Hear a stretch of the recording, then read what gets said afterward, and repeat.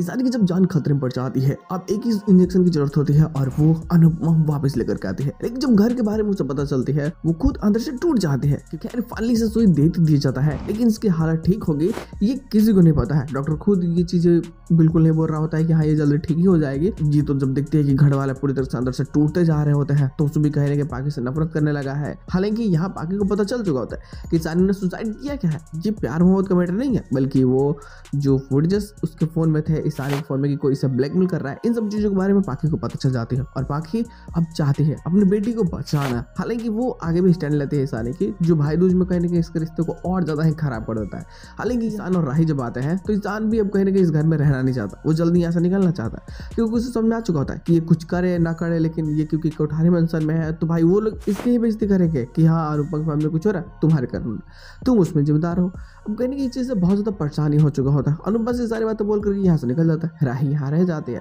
but चीज़ें तो complicated होना स्टार्ट हो जाती है, क्योंकि अब माही जो एक नया सपना सजा रही होती है गौतम के साथ में कि वो उसके साथ में खुश रह सकती है, उसके साथ में एक नई लाइफ स्टार्ट कर सकती है, तो कहीं ना कहीं वो यहाँ ईशान की बेइज्जती करते हैं और खुद ब खुद